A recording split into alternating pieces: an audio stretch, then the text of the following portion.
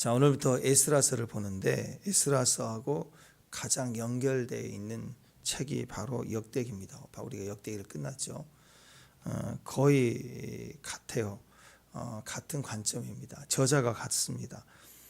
역대상하 역대기는 바벨론 포로에서 돌아온 에스라가 과거의 역사를 다윗과 성전의 기준을 가지고 성전을 잃어버렸죠. 신앙을 잃어버렸죠. 이름을 잃어버렸죠. 그 나라 망했다는 거. 그런데 다시 이 나라를 세우는 방법도 성전이다. 그 얘기를 하고 있습니다. 포로기 이후에 이스라엘 백성들이 과거 이스라엘 역사를 열왕기 상하에 있었던 그 역사를 다시 반복하는 게 아니라 다시 재건하기 위해 필요한 메시지를 역대기에 썼습니다. 그리고 나서 이제 에스라가 포로기 이후에 돌아온 이 과정을 쓴 거예요. 그러니까 역대기는 포로기 이후에 다시 나라가 재건되기 위해서 뭐가 필요한가 하는 관점으로 역사를 다시 기술했다면, 이 에스라는 또 느헤미야, 에스라 느헤미야 이 두 책은 그러면 실제로 그 과정을 어떻게 나라가 재건됐는가 그 과정을 쓴 역사입니다. 같이 연결돼 있어요. 우리 성경에는 이제 현대 성경에는 에스라와 느헤미야가 이렇게 같이 연결돼 이렇게 분리되어 있지만, 두 책으로 분리되어 있지만 유대 전승에 원래 원문에 보면은 이게 한 권의 책이었을 것이다 이렇게 추정을 합니다. 뭐 같은 성경이니까 상관없지만, 마치 이제 그래서 읽는 사람들은 따로 에스라서 느헤미야서 이렇게 따로 보기도 하지만 같이 읽습니다. 자, 이래서 로미오와 줄리엣 소설책을 읽는다 그러면 로미오만 읽고 줄리엣만 따로 읽고 그런 거 아니죠. 같이 보죠. 그것처럼 거의 같은 관점에서 본다. 에스라, 느헤미야 같은 관점으로 읽으면 유익할 것이다 믿습니다. 재밌는 것은 역대기 우리 역대기 마쳤잖아요. 역대하 제일 마지막 구절이 36장 22절에서 23절이거든요. 그 말씀이 오늘 에스라서 1장 시작이죠. 1장 1절, 2절, 3절 말씀하고 똑같아요. 그러니까 이렇게 연결이 되는 거죠. 같이 내용이 같아요. 같이 연결됐다. 이렇게 볼 수가 있습니다. 역대하 우리 역대기 마쳤던 마지막 장 마지막에 있는 22절, 23절이 오늘 에스라서 1장 1, 2, 3절하고 내용이 똑같습니다. 같은 저자 과거를 같이 연결해서 쓰고 있고 새로운 역사를 이어서 실제로 이제 그것이 어떻게 회복되는가에 대한 과정을 이렇게 기록하고 있습니다. 말씀의 내용을 우리가 알려줬다면 이제 말씀의 실제 삶 속에 응용이 됐던 것처럼 어떻게 이스라엘이 회복이 되는가, 어떻게 돌아오게 됐는가, 말씀의 역사가 어떻게 나라가 재건되는가, 이것을 확인해주고 있다 이렇게 볼 수 있습니다. 에스라라는 이름은 도우심이란 뜻입니다. 여기에 힌트가 있습니다. 에스라서, 그럼 하나님이 이 나라를 어떻게 다시 회복시켜 가시는가, 그 과정은 뭐라고요? 답이 하나님이 도우십니다. 그렇게 생각하면 돼요. 하나님이 우리를 어떤 과정으로 인도해 가시가 완성해 가시는가, 하나님 도와주셔야 된다. 그게 핵심입니다. 이스라엘 백성들이 바벨론에서 포로로 끌려갔다가 돌아오게 된 것도 자기 힘으로 된 게 아니에요. 독립운동한 게 아니죠. 잡혀갈 때는 바벨론인데 돌아올 때는 페르시아 제국이 돼버려서 다른 제국이 됐다고. 그 돌아오기 상당히 어렵죠. 또 힘과 능력도, 그 바벨론을 무너뜨린 페르시아인데 얼마나 강력해요. 하나님의 도우심 때문에 돌아오게 됐고, 돌아올 때 뭐 아무것도 없죠. 풀밖에 자랄 게 없는 것을 어떻게 다시 재건할 수 있겠습니까? 도우심이라는 것. 그리고 하나님의 도우심을 특별히 에스라에서는 강조하고 있는 게 감동입니다. 그래서 저와 여러분 마찬가지. 하나님 저와 여러분을 도우실 거예요. 아멘, 아멘, 아멘. 어떻게 도와요? 우리가 느끼는 것은 우리가 하나님 나를 어떻게 도우신가? 큰 손이 와가지고 진이야 그 램프 막 흔드니까 나타나고, 하나님 파란 하나님 나타나가지고 이렇게 옮겨가고, 그렇게 안 하고 또는 막 불렀더니 왜 영감님이 나타나가지고 이 금도끼가 네 도끼냐 이렇게 하나님 이렇게 안 하세요. 하나님 그렇게 안 하시고, 하나님은 성령을 통해서 우리에게 감동을 주겠어요. 하나님의 사람들에게 감동을 주는 것, 그게 니꼴 하나님의 도우십니다. 이게 에스라에서는 정확하게 얘기를 하고 있어요. 하나님은 우리에게 역사하시고 도우시는 수많은 방법들이 있지만 가장 많이 쓰시고 가장 확실하고 가장 분명한 방법은 감동을 주신다. 감동을 주셔서 도우신다. 하나님의 감동이 있다. 니꼴 도우심. 하나님 나를 도울 자를 어떻게 세우는가? 감동을 입은 사람들 옆에 붙여갖고 나를 돕게 해요. 그러니까 나를 움직이는 것도 감동이고 나에게 도움이 되는 하나님 일을 하는데 도움이 되는 사람들 불러 세울 때도 감동을 주세요. 그러니까 내가 감동을 입으니까 자주 입은 사람이 되니까 나만 보면 사람들이 막 감동을 입게 만들어요. 아멘. 내가 강팍하면 가는 곳마다 강팍하게 한다고 하나요. 심는 대로 거두게 돼 있어요. 그래서 우리가 하나님의 임재 안에서 감동을 입어야 돼. 하나님 임재 안에서 엎드릴 줄 알아야 돼. 하나님 임재 앞에서는 눈물을 흘릴 줄 알아야. 나를 처음 본 사람도 막 눈물을 흘리면서 감동을 먹게 되는 거예요. 하나님 앞에 내가 인생하고 강팍하면 해야 될 일, 돼야 될 일도 강팍하고요. 때로는 법도 강팍해갖고 어제까지 되기로 한 법이 내가 오늘 뭐가 신청하러 가는 법이 닫혀버린다니까. 진짜 그래요. 그런 일도 있는 거예요. 나는 안 되게 내 앞에서 딱 끊어져 버린다. 강팍하면 그래요.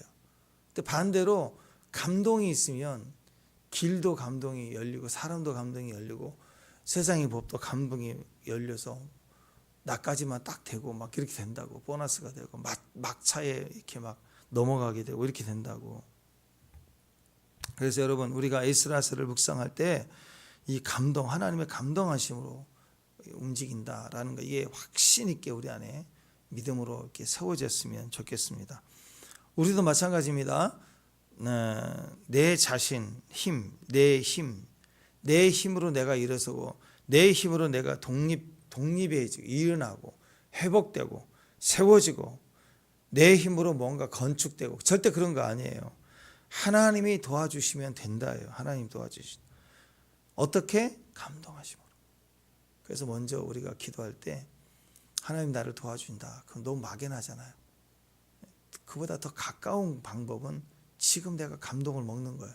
말씀의 은혜의 찬양의 감동을 먹은 사람이 되면 이제 이 일은 되는구나.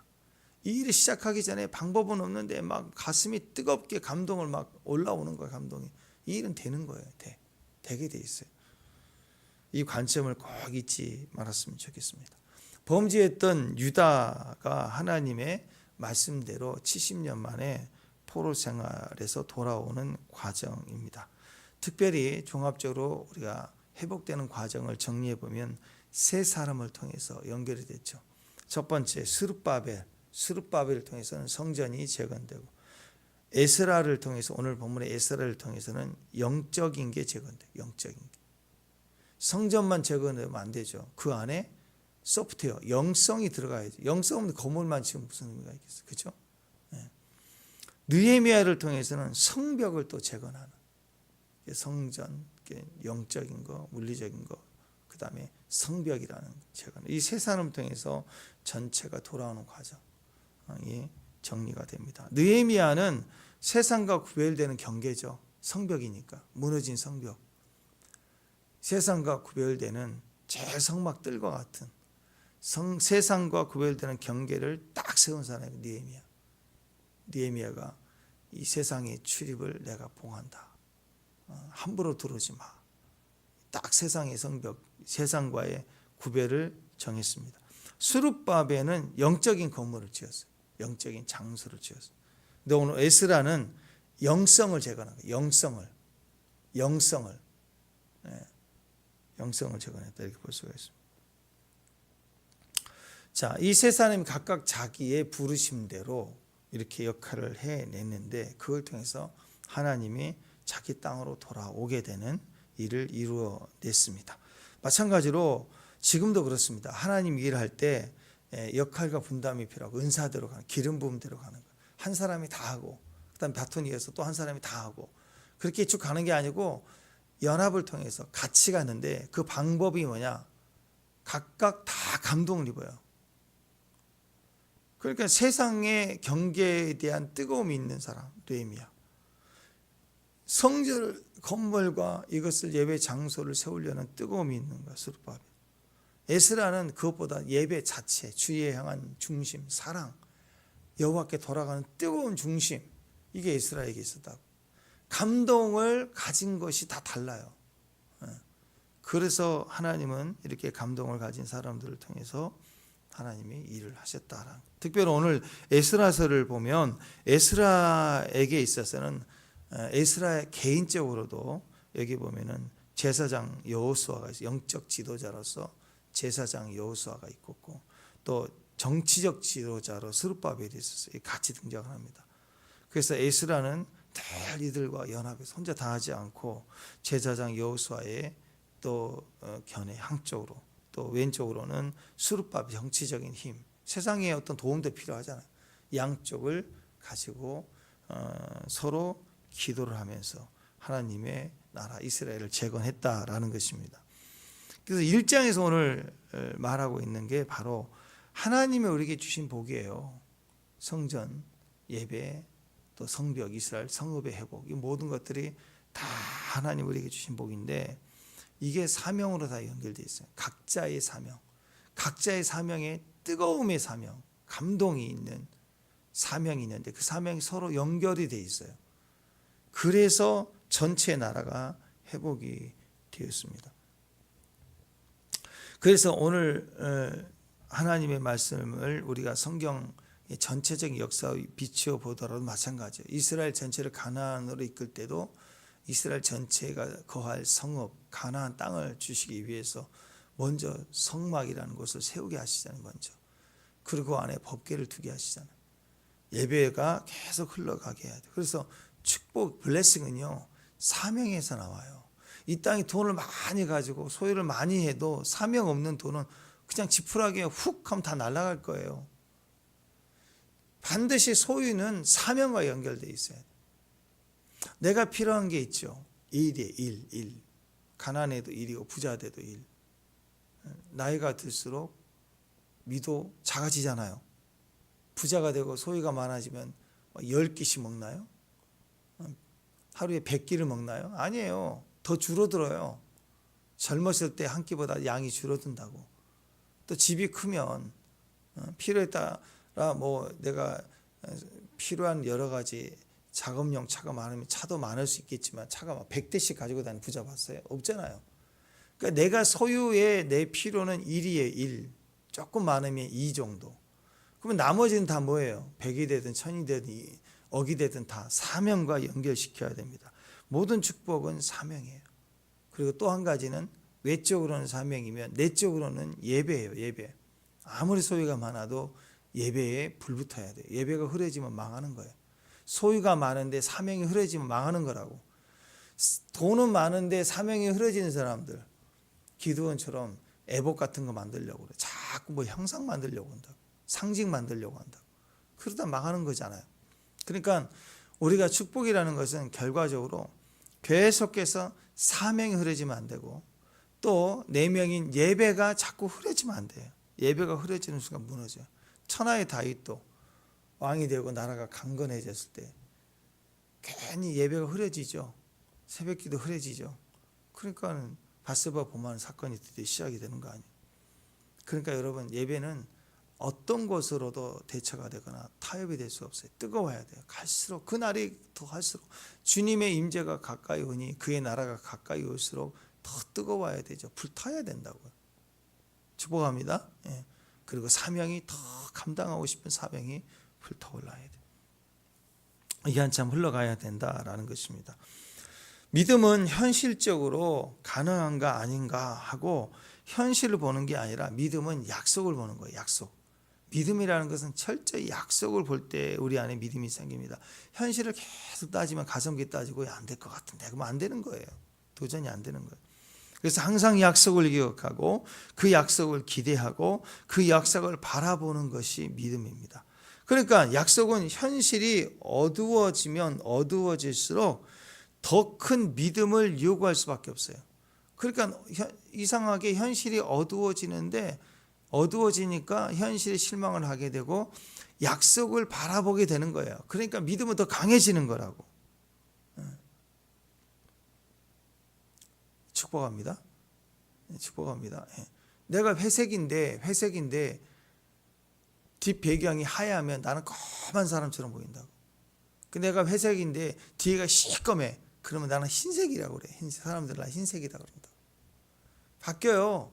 세상의 어둠은 그리스도인은 더 강력해지는 거예요. 더 영이라는 것은 더 강력해집니다.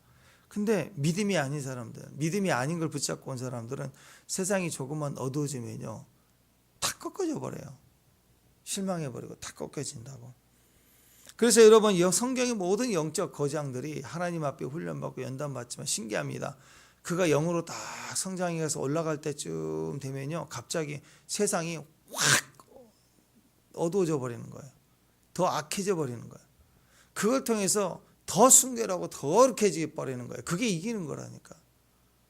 그러니까 여러분이 믿음으로 성장해 갈수록 자꾸 주변이 일이 잘 안 되는 것 같고 어두워지는 것 같은 건 너무 좋은 기회예요. 더 밝아지고 더 강해지고 있다는 증거예요. 우리는 영으로 믿음으로 이기는 사람들입니다. 현실과 상황으로 이기는 것이 아니라는 것이죠. 아멘. 그러니까 믿음의 거장들은 바랄 수 없는 중에 바라고 믿었다 그랬어요. 바랄 수 없는 중에 더 바라고 믿을 수 있어야 그게 믿음이죠. 아멘. 예. 그래서 우리가 믿어야 될 것은 약속은 반드시 이루어진다. 오늘 에스라, 느헤미야 다 연결되어 있습니다. 역대기부터 시작해서 약속은 반드시 이루어져요. 반드시 이루어져요. 1장 1절 다시 1절 말씀 읽습니다. 시작. 바사왕 고레스 원년에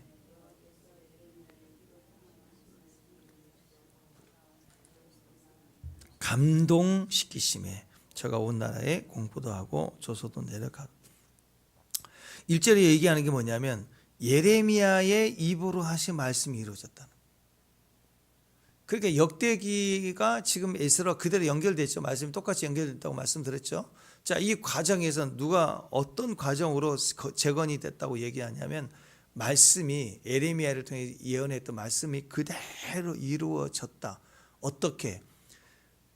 바벨론의 왕이 망하고 나라가 망하고 메데파사 페르시아 제국이 세워졌는데 그 중에 가장 강력한 포악한 왕인 고레스가 감동을 먹었대요. 감동을 먹어가지고 나라에 공포하고 조소를 내려서 이스라엘 가게 하는 거예요. 대단한 거예요. 어떻게 이런 일이 일어나는가. 자, 이 말씀은 예레미야 29장 10절 말씀을 근거로 하는데요. 예레미야서 29장 10절 말씀을 읽어드립니다. 나 여호와가 이같이 말하노라. 바벨론에서 70년이 차면 내가 너희를 공고하여 나의 선한 말을 너희에게 실행하여 너희를 이곳으로 돌아오게 하리라. 하나님이 이 말씀 그대로 했더니, 아니 고레스가 아무리 이방인이라고 할지라도 자기가 뭔데 하나님 말씀한 대로 안 들어. 해와 달도 날마다 듣고 있는데, 바다의 물결도 육지와의 경계를 세워서 침범하지 말라 그랬더니 딱 경계를 세우고, 비, 바람 모든 것이 다 하나님 뜻대로 지금 매일매일 다스림 받고 있는데, 하나님이 믿는 자의 신앙의 성숙과 과정을 위해서 때로는 악인을 무차별하게 사용하실 때도 있지만, 전적으로 아무리 악인이라 할지라도 네 생명 도로 찾는다면 끝이에요.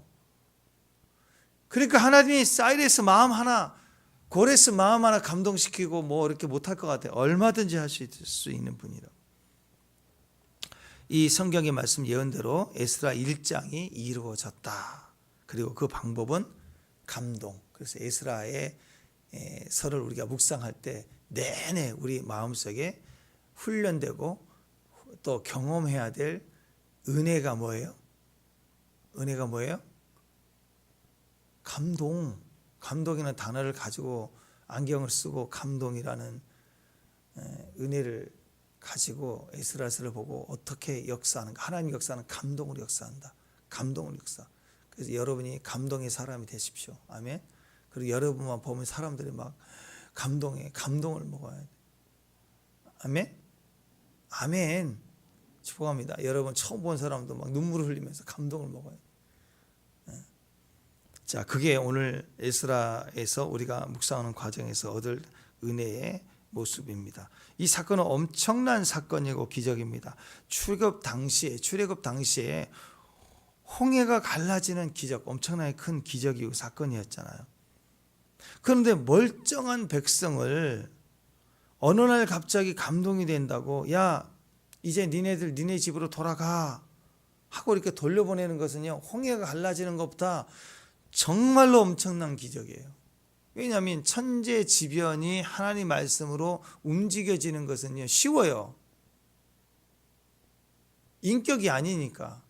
근데 이 인격은요, 하라고 그러면 바로가 강팍한 것처럼 하겠다고 해놓고 좀 돌아서면 이거 아닌 것 같은데, 이게 얼마나 왔다리 갔다리 하는데, 인격은 왔다리 갔다리 하는 거예요. 그래서 지옥 가는 거예요.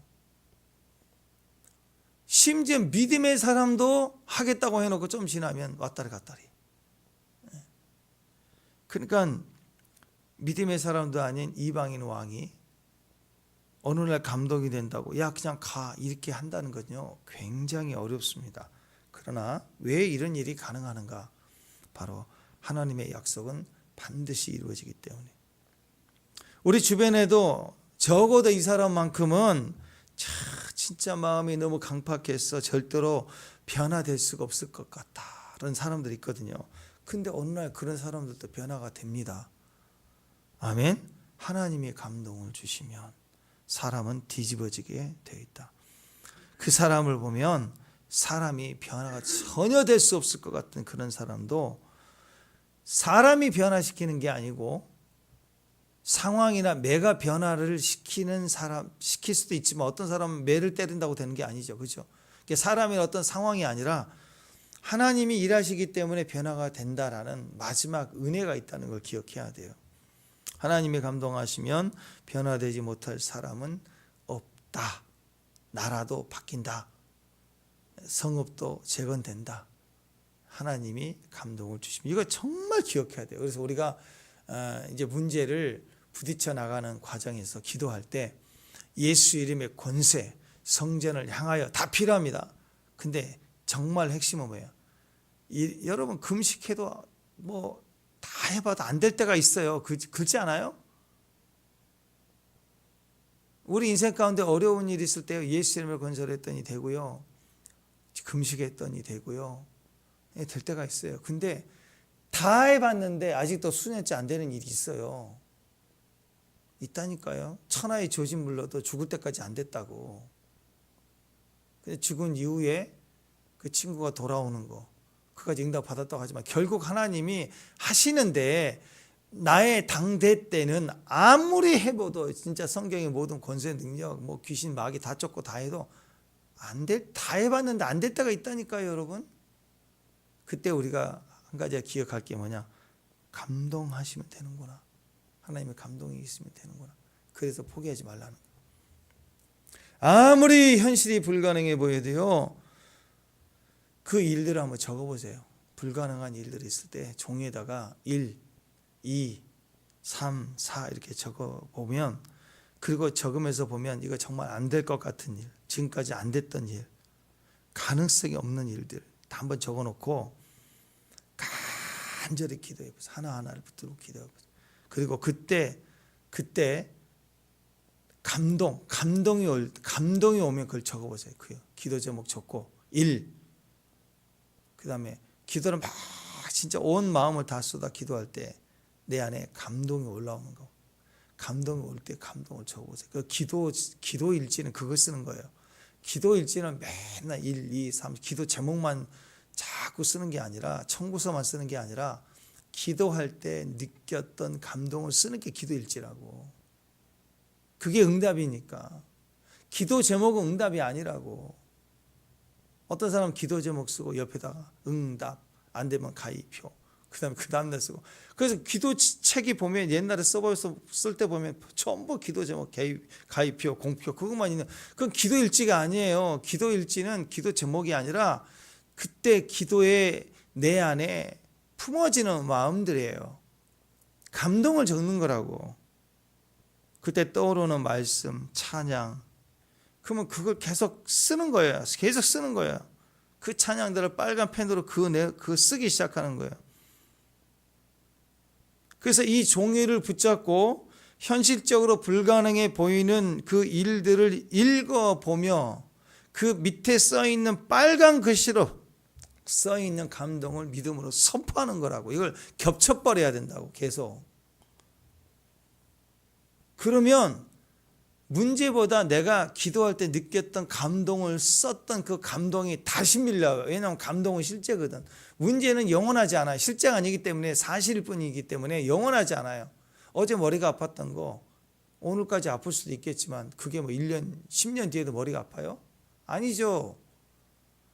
지금 문제는 영원할 수가 없어요. 그런데 지금 감동은 영원해요. 성경에 있는 모든 감동은 영원하다고. 그래서 제목을 쓰고 거기 밑에다가 빨간 글씨로 내가 기도하면서 내가 경험했던 감동들을 빨간 글씨로 쓰라고. 그러고 나서 테이블에다 얹어놓고 시간 날 때 읽어보라고요. 기도 제목을 문제를 읽고 그 감동을 같이 읽으면 어떤 일이 벌어지냐면, 문제는 영원한 거 아니기 때문에 그 문제를 잡아먹는 감동이, 내가 그 기도할 때 느꼈던 감동을 썼던 감동이 다시 내 안에 오버랩 되면서 잡아먹어 버린다고. 감동만 남아요. 이게 감동이 계속해서 내 안에 살아나고 반복될 때 이게 믿음의 역사가 일어나는 거예요. 감동을 가진 사람들입니다. 이게 나바예요, 나바. 내가 예언이 계속 올라오고 똑같아요. 성경의 모든 내 상황이 어려움이 있을 때 성경을 읽으란 뜻이에요. 내가 힘들고 어려울 때 성경을 읽으면 내 현실 앞에, 그리고 성경을 읽을 때 오는 내가 감동이 막 밀려 올라오면서, 말씀의 감동이 영원하기 때문에 그 말씀이 현실을 잡아먹으면 내 안에 블레싱이 일어나면 내 안에 된다, 이건 될 수밖에 없구나라는 내 안에 믿음이 올라오게 된다고. 그 감동이 성경을 쓰고 역사하게 된다고. 이게 예언입니다. 예언 선포해 주는 거. 선지자가 나바 아니에요. 나비. 나바가 올라와요. 막 불불 끓어 올라온다고. 그걸 말하는 것입니다. 우리 인생은 그래서 시간이 제일 무섭잖아요. 시간이. 그렇죠. 요즘 시간 너무 빨리 가지 않습니까? 시간이 너무너무 무섭습니다. 시간이 가면 갈수록 점점 내 편인 것과 내 편이 아닌 것이 갈라져요. 시간은 우리에게 지혜를 줍니다. 시간이 갈수록 진리와 진실이 뭔지, 또는 말씀과 약속이 뭔지, 그래서 내 편인, 내 진짜 점점 내 편이 됩니다. 말씀과 약속, 진리와 진실은 시간이 갈수록, 늙어갈수록, 약해갈수록 점점 내 편이 됩니다. 아멘? 그런데 건강, 기억력, 시력, 주름살, 뱃살, 이건 어떻게 시간이 갈수록 다 내 편이 안 돼요. 내 적이 돼버려요. 그러니까 이런 것에 미련을 두면 안 돼요. 아무리 내 곁에 두고 싶어도 시간이 지나면 건강은 점점 내 편이 아니에요. 나를 배신해요. 건강도 나를 배신하고, 젊었을 때는 비쩍 마른 것보다 뱃살도 나오고 건강해 보이고 잘 먹은 것 같고 튼튼해 보이던 이 살도 나를 배신하고, 시력도 배신하고, 주름살도 배신하고, 이 탱탱했던 피부도 배신하고, 그 아무리 곁에 두고 기억력도 까마득해집니다. 그래서 아무리 여러분 비싼 바이오 무슨 뭐 테크놀로지 무슨 바이오 무슨 화장품 1천만 원짜리를 사서 막 주름에 바르면 싹 펴진대. 그거 아무리 발라도요, 결국 주름살과 피부 나이를 막지 못합니다. 결국 나를 배신하게 돼 있다고. 내 편이 아니라고. 그러니까 적당히 해야 돼. 그걸 1,000만 원, 2,000만 원짜리 그걸 바르고 그렇게 할 필요가 없는 거예요. 결국 늙어요. 내 편이 아니라고. 빨리 깨달아야 됩니다. 아브라함의 75세 때 아들을 주신다는 약속을 받았는데 시간이 지나서 90세, 100세 됐잖아요. 그죠? 그때 한번 생각해 보세요. 남편을 보면 아내 입장에서 남편은 100세니, 나이가 아브라함이 100세니 건강도 남편 편이 아니죠. 내 편이 아닌 거예요. 아브라함 입장에서 건강도 내 편이 아니고, 사라 아내를 보면 경수가 끊어졌고, 아내도 내 편이 아니고, 남편도 내 편 아니고, 아내도 내 편이 아니고, 자식도 내 편이 아니고, 내 편이 아닌 다 나를 배반해요. 내 편이 아니라니까.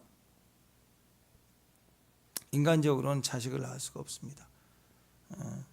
그래서 약속만이 내 편이라는 거예요. 시간이 아무리 흘러도 약속만이 내 편입니다. 바랄 수 없는 중에 바라고 믿을 수 있는 것. 하나님 진리된 말씀 찬송. 여러분 마지막 호흡을 다 하고 지혜의 나라 갈 때 옆에 여러분과 동행할 수 있는 게 누가 있어요? 아무도 동행해 줄 사람 없어요. 주 예수밖에 없는 거예요. 예수 딱 붙들고 내 주를 가까이 하고 찬송하며 가는 거라고. 아멘. 그러니까 내 예수가 없는 사람은 그때 아무도 없다니까. 아무도 없다니까. 얼마나 무서울까. 그걸 지금부터 하는 거예요. 지금부터 매일 저녁 주무실 때 눈 딱 감고 침대에 누울 때 찬송하고 그분의 감동을 가지고 눈을 감을 수 있어야 돼. 매일 저녁. 아멘. 매일 저녁 그렇게 가는 거예요. 매일 저녁. 눈 뜨면 눈 딱 떴을 때 껌껌하면 새벽 예배. 천국이면 그 감동 따라 천국까지 가는 거. 에스라의 역사는 감동의 역사입니다. 꼭 감동 날마다 눈을 감을 때마다 우리는 감동 속에서 예수 붙들고 가는 거라. 그 신앙의 은혜가 있기를 축원합니다. 결국 믿음이라는 것은 상황을 보고 계산하며 작전을 짜는 게 아닙니다. 믿음은 끝까지 약속을 붙드는 거예요. 약속을 붙들면 약속의 향기가 납니다. 그게 감동이에요. 감동이 우리 안에 흘러 들어오는 거예요. 약속을 붙드는 거. 내가 현재 약속을 계속 붙들고 있는 걸 기도라고 해요. 그래서 기도자가 사명입니다. 우리의 사명은 기도자가 되는 거예요. 어떤 상황에서 기도하는 거. 그래서 자기 이름이, 당신의 이름이 뭐예요? 기도자. 기도자인 사람은 절대로 망할 수가 없습니다. 교회 안에서도 신앙생활 할 때 믿음이라는 것은 이것만큼은 반드시 스스로 내가 책임지고 확인해 봐야 될 거예요. 믿음이에요. 그러니까 내가 기도자인가? 내가 기도의 사명인가? 반드시 확인해야 돼. 내 이름은 기도자. 이 행복한 거예요. 기도자는 절대 망하지 않아. 그러니까 기도자 에레미야의 예언대로 돌아오고 다니엘 성전을 향하여 기도자, 마귀는 그 기도를 끊어내려고 사자굴 집어넣으려고 한 거 아니에요. 다니엘 개인 신앙 도전이 아닙니다. 그 다니엘의 기도가 민족을 돌아오게 하는 힘이기 때문에 기도를 끊어놓으려고 하는 거예요. 성전의 기도를 끊어놓으려고 한다고. 떨어져 있어도 포로로 잡혀가도 성전 기도예요. 솔로몬 때 우리 역대기 했던 것처럼 솔로몬 성전에 두었던 이름의 기도를 하는 거라고. 그걸 마귀가 끊으려고 하는 거라고. 자기 잘 먹고 잘 사는 기도요, 마귀 방해 안 해요. 왜냐하면 우리의 약점은요, 어려움보다 내 일이 너무 잘 될 때 넘어지니까. 내가 기도를 통해서 부자가 되면 일단 신앙으로 되는 것 같지만 기도를 통해서 부자 되는 것만 있으면 망해요. 100% 인간은 망해요. 그러니까 부자가 되게 해달라고 막 기도할 때 마귀는 도와줄 수도 있어요. 별로 방해 안 해요. 그런데 성전의 기도, 내 형편이 아니라 하나님 이름을 가진 기도를 시작하면 마귀가 너무너무 싫어해. 그런 기도는 막 방해하기 시작해요. 사자굴에 집어넣으려고 한다고. 그래서 집에 있어도 성전을 향한 기도, 이름을 붙드는 기도, 가문 전체를 놓고, 가정에서는 필요한 일용할 양식을 구하는 게 아니라 가문 전체를 붙들고 4대를 붙들고 기도하는 거라고. 그런 기도가 마귀를 박살내는 기도라고. 그래서 기도자인 거 확인해야. 또 두 번째, 교회는요, 예배가 살아있으면 그 교회는 절대로 실패할 수가 없어요. 요한복음 4장이죠. 아버지는 참으로 예배하는 자들을 신령과 진정으로 예배할 때가 오나니 곧 이때라. 아버지께서는 이렇게 자기에게 예배하는 자들을 찾으시느니라. 예배에 뿌리를 두고 있는 교회, 개인적으로나 또는 교회적으로, 가정적으로나 예배하는 교회는 절대로 실패할 수 없어요. 우리 교회 이름 예배. 교회 예배가 있어야죠. 그죠? 교회가 건물이 많아. 보면 크게 잘 지은 교회. 근데 과연 그 교회 안에 예배가 있을까? 100년 전에 그 유명했던 교회, 지금 관광지로 변해버린 교회 많아요. 미국도 그렇고 영국도 그렇고. 지금도 이 교회를 통해서 부흥이 일어나나요?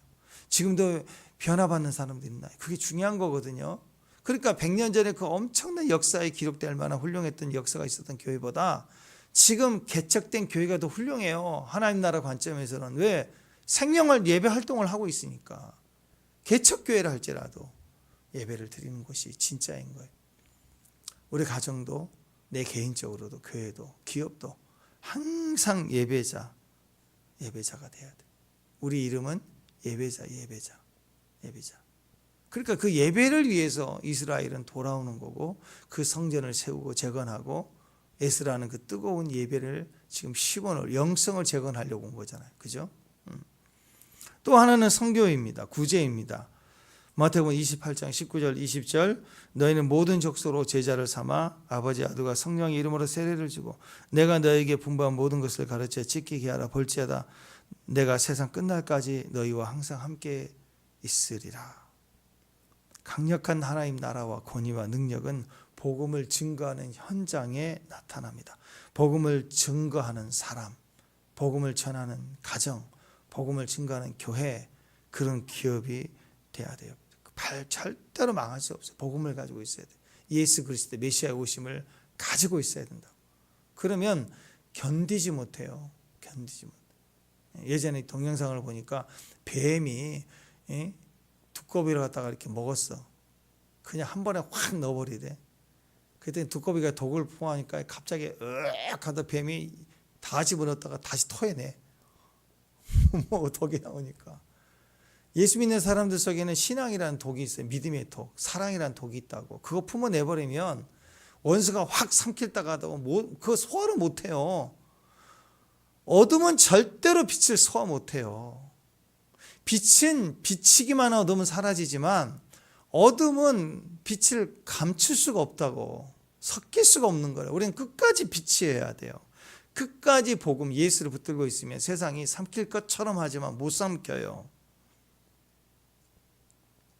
하나님이 진짜 일하심을 보면 대적은 무너지게 되어 있습니다. 하나님은 어디서 일하시는가? 복음이 있는 곳에, 복음을 증거하는 곳에. 그래서 여러분, 우리가 하나님의 말씀을 들으면 나 혼자만의 감동으로 끝나지 말고 그 감동을 전해야 돼요. 아멘. 자, 에스라서 관점으로 정리를 하면 내 안에 성령의 말씀을 읽으면서 말씀의 감동이 막 올라올 때 그 감동을 붙들고 있는 거. 기도. 감동을 붙들고 있는 거. 감동을 붙들고 있는 상태. 예배. 현재 감동이 있는 거. 그리고 그 감동의 결과로 그 감동을 전해주는 거, 막 나눠주는 거. 선교. 기도, 예배, 선교. 세 가지가 모든 것을 회복시킵니다. 모든 것을. 다윗을 보십시오. 사무엘이 기름을 붓고 너는 왕이다. 그랬더니 그 왕이다 라고 하는 그 진리가 선포가 되니까 결국 왕이 됐어요, 안 됐어요? 왕이 됐잖아요.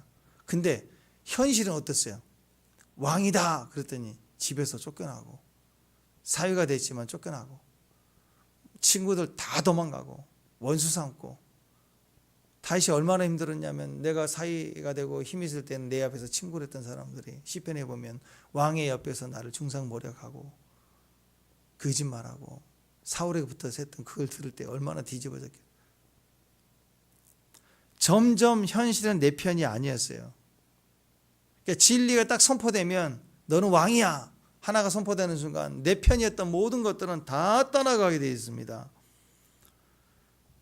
그리고 진짜 왕이 나를 죽이려고 하고 도망자가 되고 벼랑 구석까지 내몰려 살아가요. 한 10년 정도 주변 사람들이 모여들긴 했지만 전부가 다 환난당한 자, 빚진 자, 마음이 원통한 자, 쓴뿌리 가득한 자 이런 사람만 원통해서 맨날 옆에 붙어서 싸움박질하고 주로 동굴에 모여 살았어요. 나라는커녕 산적 두목 또는 뭐 거지왕 김춘삼 뭐 비슷한 그런 거라고 누가 볼 때 나라라고 그러겠어요. 시간이 지날수록 다윗은 왕이 될 가능성은 점점 내 편이 아니었어요. 다 떠나갔어요. 그러나 내 편인 말씀만 남아요. 말씀만. 약속이 이루어지기 전까지 가장 어려운 시간들을 보냅니다. 시간이 지날수록 상황이라는 것은 절대로 내 편이 아니라는 거 기억하십시오. 상황을 보면 웃을 수가 없어요. 다 포기되고 다 낙심되고 다 배신해도 결국 약속만 남아요. 약속만 내 편이에요. 그래서 약속이 그때부터 일을 하는 거예요. 약속이. 상황 보지 말고 약속만 바라봐야 돼요. 감동에 취해 살면 돼요. 결국 라마나요에 가서 임지에 쉬었잖아요. 다윗도 지쳐간 거예요. 언제까지 이래야 되는가. 라마나요에 가서 사무엘 찾아가서 마지막 누웠잖아요. 거기를 또 잡으겠다고 또 사울이 또 오잖아요. 또 거기서 사울은 예언하고 사무엘은 다시 한번 임재로 처음에 기름을 부어서 품었던 것처럼 다시 덮어주고 다윗은 임재 안에서 쉬고 그런 세 사람이 사라지죠. 사무엘 선지자는 마지막 그 일을 하고 부르심을 입고 하늘로 가고 사울은 돌아가서 죽고 다윗은 돌아가서 왕이 되고 임재의 능력은 여기 있는 거예요. 여러분 정말 감동 붙들고 하다가 힘들 때는 거기 와서 임재 안에서 누워 있으면 되는 거예요. 누워 있으면 그 마귀는 마귀 일로 하고 사명자는 사명 다 감당하고 가고 또 새로운 사명자는 세워지게 되고 임재 안에서 갈라지게 되는 거예요. 그래서 여러분 시간이 갈수록 가능성 현실은 절대로 내 편이 아니지만 약속만이 내 편이다. 에스라서에. 그래서 계속해서 말씀을 붙들어야 감동이 와요. 현실은 내 편인 것 같지만 현실은 나에게 감동을 줄 수가 없어요. 말씀은 내 편이 아닌 것 같은데 나를 막 책망하고 나를 힘들게 하는 것 같은데 말씀을 붙들면 감동함이 있어요. 그 감동함이 있으면 고레스라도 뒤집어지고 변화가 된다고. 하나님의 백성들을 출애굽시킬 때 애굽을 쑥대밭 만들 줄 누가 상상이나 했겠습니까? 홍해로 막혔을 때 다 못 건너간다 그럴 때 배도 없는데 그때 홍해를 갈라 놓을 수 있다는 거 누가 알았겠어요?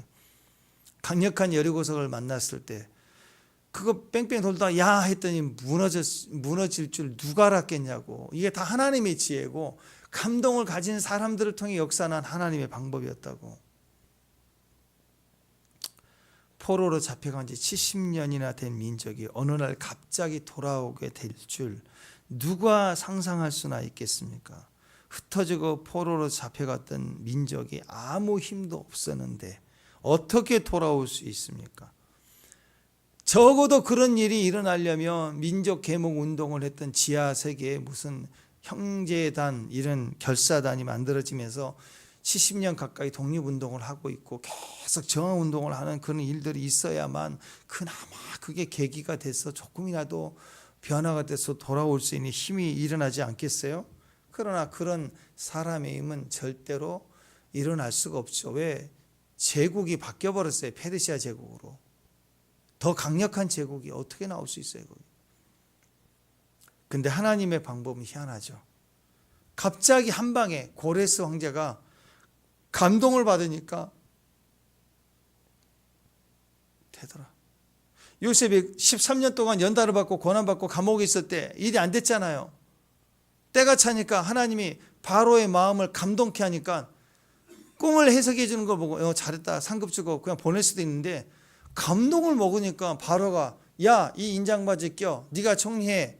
한 방에 꿈 해석해 주는 상급 주고 기능으로 끝나지 않고 전체를 다스려 감동을 주잖아요. 고레스에게 하나님의 감동이 임하니까 고레스가 뭐라고 그래? 두 마디야. 야, 가! 끝난 거예요. 지금도 하나님은 우리에게 한마디만 하시면 돼요. 야, 해! 이거 해! 야, 가! 일어나! 야, 멈춰! 닫혀! 열려! 지금도 하나님은 한마디만 하시면 돼요. 한마디만. 아멘? 그럼 일이 되는 거라고. 예수님도 그랬잖아요. 가나 혼인잔치에 포도주. 야, 채워! 막 채웠어요. 어떻게 할까요? 야, 떠다 줘! 단순해요. 단순해. 에바다! 일어나! 열려라! 약속 붙들면 반드시 일어납니다. 오늘 감동 받을 때 기도하세요. 감동 받을 때 감동을 말하세요. 어제도 그 얘기를 했죠. 기도하다 감동. 여러분에게 주시는 그림들, 환상들을 말하세요. 말하시라고.